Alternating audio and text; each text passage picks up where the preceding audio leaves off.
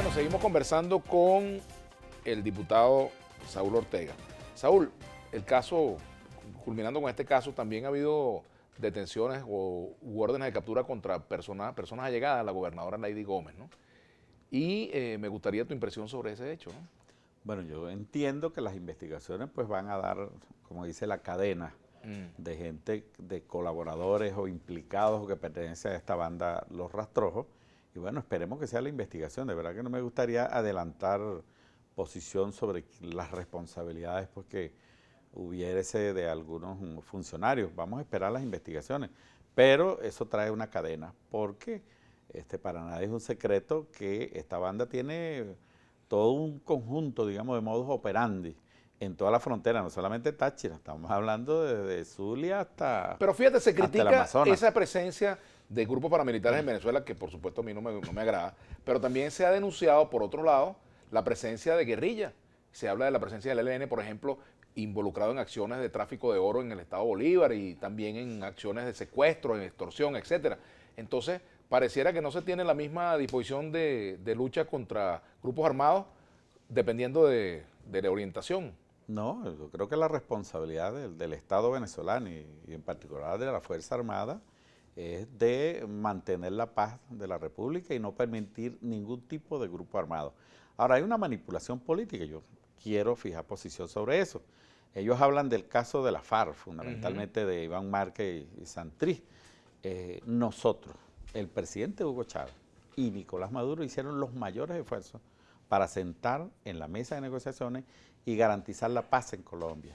Ahora, que ese gobierno irresponsable de Uribe y de Duque no honre los compromisos burlándose de la comunidad internacional es lo que ha generado que una facción de la FARC se levante en armas. Eso no es responsabilidad ni de Maduro ni de Venezuela, una irresponsabilidad del gobierno colombiano y de la oligarquía y de los factores políticos. Ahora, cuando se dice, bueno, bienvenidos Santrich a Venezuela, no nos estamos metiendo indebidamente en un conflicto que no nos pertenece. No nos estamos metiendo en el foro Me de Sao refiero Paulo. al país Venezuela. En el foro de Sao Paulo vino la representación política de la FARC que está en el proceso de negociación, manteniendo los procesos de negociación. ¿Y con cuál de las dos se identifican ustedes entonces? ¿Con la que se fue a las armas nuevamente o con la que está en el Nosotros no proceso nos de paz? metemos en ese conflicto que es colombiano. Simplemente que quien asistió al foro de Sao Paulo fue el famoso canciller, el colombiano más legal que había aquí y que lo secuestró. Rodrigo Granda. Que lo secuestraron aquí, por cierto, cerca donde tú vivías, acá en la Candelaria.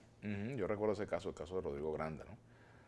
Fíjate, pero ese tema es uno de los que coloca en peligro a Venezuela de ver la extensión de ese conflicto hacia nuestro país, tanto el asunto de los paramilitares como el asunto de la guerrilla. Bueno, la respuesta fue los ejercicios militares que se hicieron en toda la extensión de la frontera con Colombia. Eso es una señal de la disposición del gobierno de no permitir ningún tipo de grupo armado en territorio venezolano. Eso es una doctrina de nuestra Fuerza Armada y de nuestro gobierno.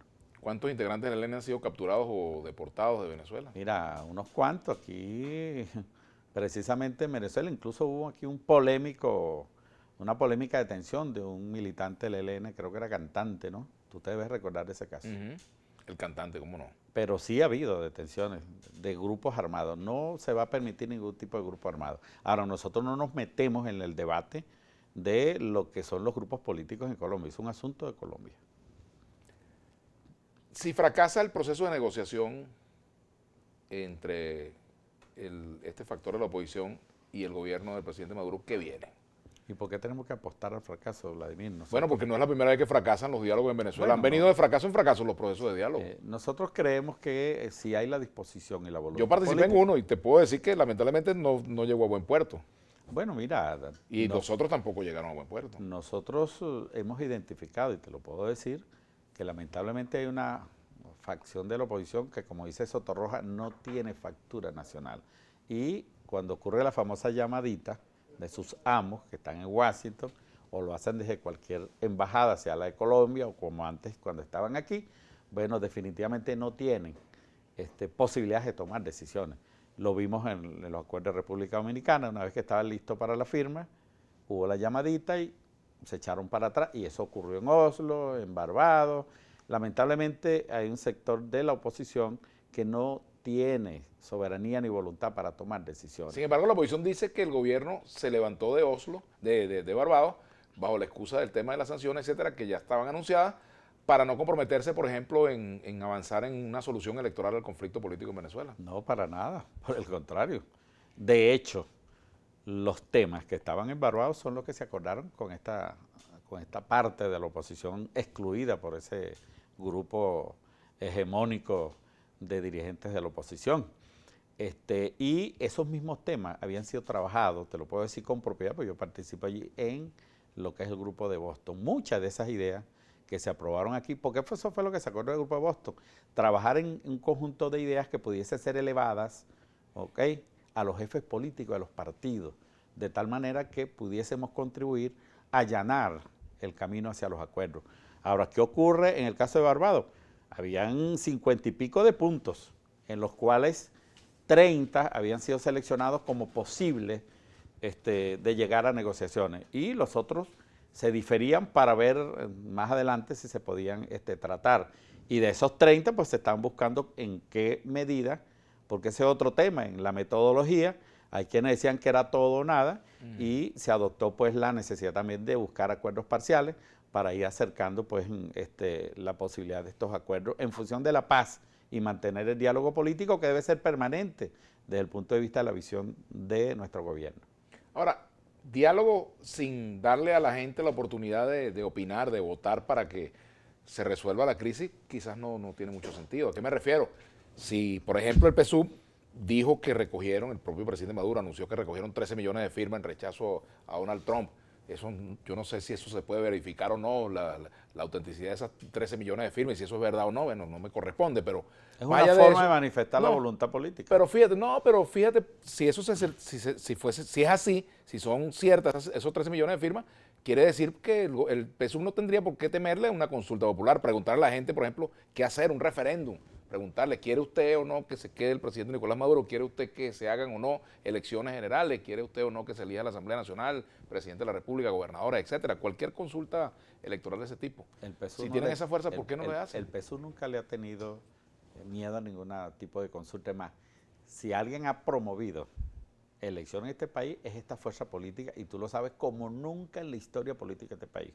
¿Okay? Aquí se ha hecho todo tipo de referendos, se ha hecho todo tipo de elecciones, ¿ok?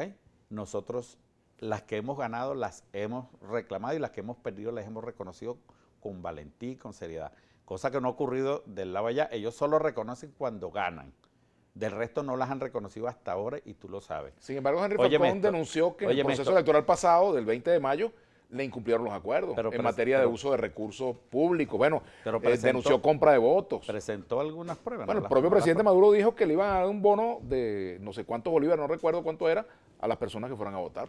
Ahí se está pareciendo a la doctrina de Henry Ramos. Todavía estamos esperando las famosas... Bueno, hay un recurso en el TSJ que hasta ahora no han respondido. Mira, estamos esperando las famosas pruebas que iba a presentar Henry Ramos del fraude aquel que cantó por allá por 2004, creo que fue, ¿no? Entonces, bueno, esos son digamos, los temas de una oposición poco seria, ¿no? Porque ellos lo único que quieren es que le den una elección donde ellos ganen. Si no les garantizan que ellos ganen, ellos no van a ningún tipo de elección. Y no creo yo que ese sector, o un sector, no tengo razones para meterlos a todos, un sector importante de lo que es la oposición comprometida con la violencia política, no están interesados en ningún tipo de elección, Vladimir, de ningún tipo. Tenemos que hacer una pausa. Aquí ya hay algunos comentarios, por ejemplo, dice Eglis Parazuela.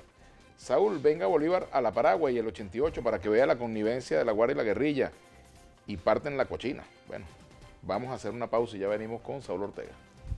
Saúl Ortega a la una.